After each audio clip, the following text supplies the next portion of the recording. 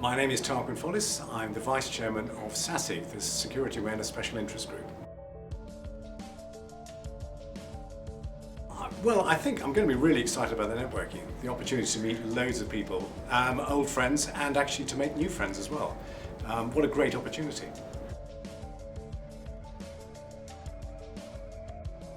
Well, the key discussion points are likely to be geopolitics. That underpins everything. The fact that we're living in an increasingly polarized and destabilized world, that bleeds into the virtual world of cyber. And so that's going to have an impact on all sorts of other issues that we're reliant on, such as supply chain, for example.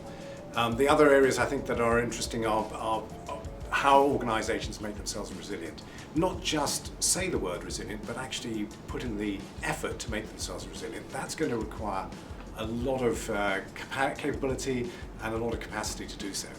And a lot of preparation. Preparation is the key word for resilience.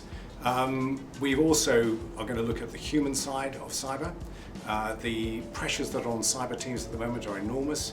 I think especially when we have incidents that take place, sometimes these teams can get pretty badly burnt out. And we're seeing things like regulation coming through, which are just going to increase the pressure, not just on the CISOs and the CISOs teams, for those organizations that have them, but also for boards who have a responsibility or an increasing responsibility for the resilience of their organizations.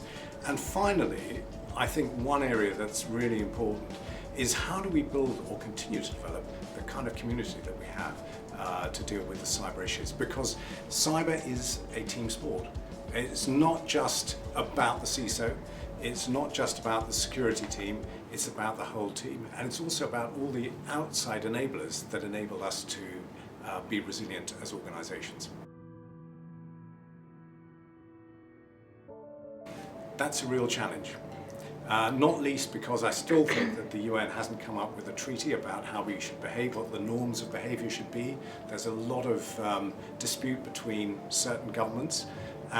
So I think what we need to do is look at the countries to which we are closely aligned. Obviously to our European allies and partners, and also to the United States, and how we can develop closer relationships, and how we can also help organizations and countries, in particular in places like Africa. I was struck when I was at the Bank of England, how the Bank of England have reached out to central banks in Africa. Not partly or entirely altruistic. I mean, the fact is that if they are practicing techniques against those banks, those will come back and hit us. But also what we are seeing is that innovative techniques and capabilities in places like Ghana, for example, are things we can learn from. So I think it's that movement and embracing of an international community that's going to be absolutely critical to our own survival in cyberspace.